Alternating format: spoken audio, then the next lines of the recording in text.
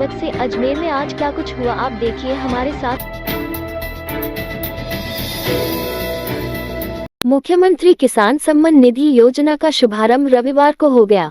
जवाहर रंगमंच में रविवार दोपहर जिला स्तरीय समारोह आयोजित किया गया। जिला कलेक्टर डॉक्टर भारती दीक्षित ने बताया कि पीएम किसान सम्मान निधि योजना के लाभार्थी किसान परिवारों को प्रतिवर्ष दी जाने वाली 6,000 रुपए राशि के अतिरिक्त राज्य सरकार की ओर से मुख्यमंत्री किसान सम्मान निधि योजना के तहत 2,000 प्रति वर्ष देने की बचत घोषणा की गई है। समारोह में मुख्यमंत्री किसान सम्मान निधि योजना के पात्र किसानों को प्रथम किश्त के रूप में 1,000 के प्रत्यक्ष लाभ का हस्तांतरण किया गया। राज्य स्तरीय समारोह टोंक में आयोजित किया गया, जिसका लाइव प्रसारण जिला स्तरीय समारोह में हुआ।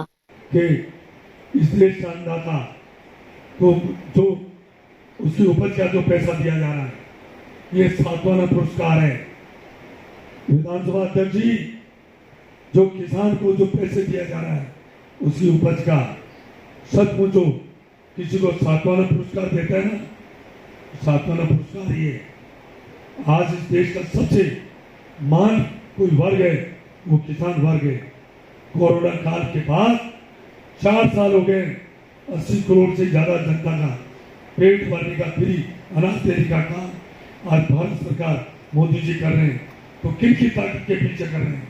इस देश के अन्नदाता के पीछे। इसलिए मेरा यही कहना है कि इस अन्नदाता को जितना मदद उतनी कम है। और अभी तो शुरुआत करी है हमारे प्रदेश के मुख्यमंत्री जी ने। अभी तो 2,000, अभी आज 1,000।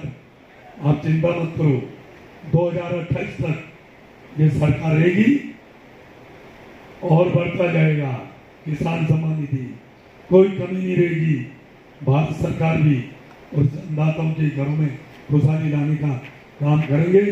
मुझे भी हमारे देश के यशस्वी प्रधानमंत्री नरेंद्र भाई मोदी जी ने, मैं एक किसान का बेटा हूँ, मेरे शरीर में किसान का रंग दौड़ रहा है और मैं चाहता हूँ कि इस देश का अन्नदाता खुशहाल और समृद्ध बने।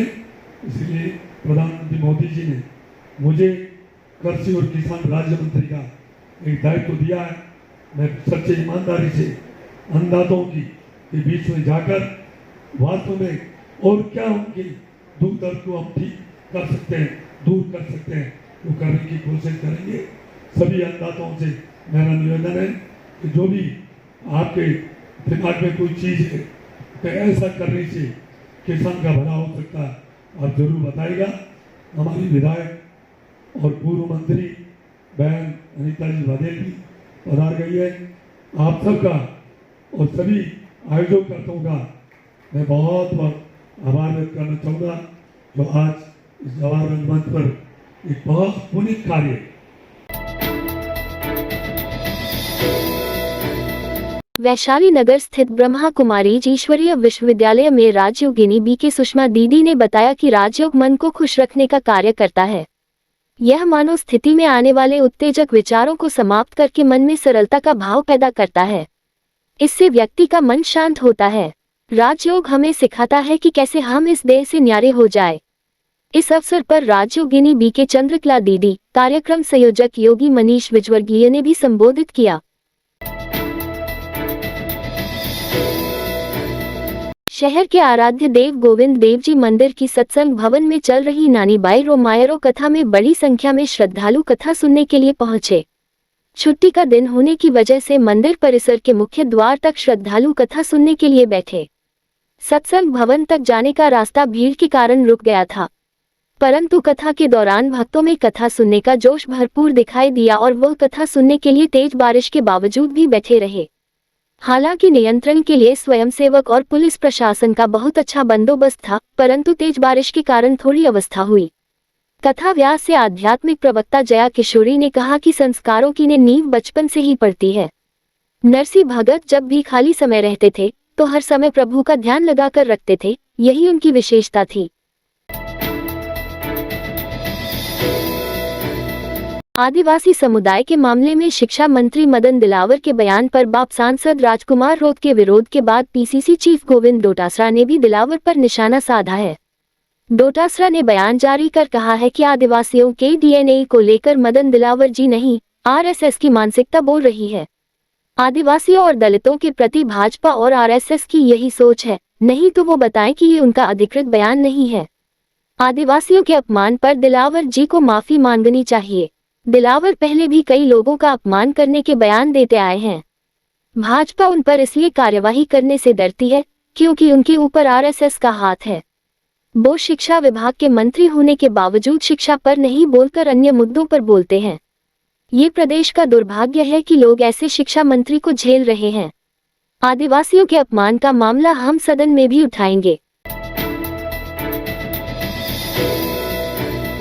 नेट थिएटर के कार्यक्रमों की श्रृंखला में उभरते युवा कलाकारों ने छाप तिलक सब छीनी रे मुंह से नैना मिलाकर सुनाए और माहौल को सूफियाना बना दिया। राजेंद्र शर्मा ने बताया कि कार्यक्रम में सूफियाना कलाम मन मा लागी है, जा दिल से तोरी लगन, प्रीत की मन में बढ़ती है शीतल लगन, मेरे अरबी सजन को फकीराना अंदाज में गाकर दाद बटोरी। अंत में प्रसिद्ध कलाम दमादम मस्त कलंदर अलीशा पहला नंबर गाकर माहौल को रूमानियत से भर दिया। मानसून के सीजन की शुरुआत हो चुकी है।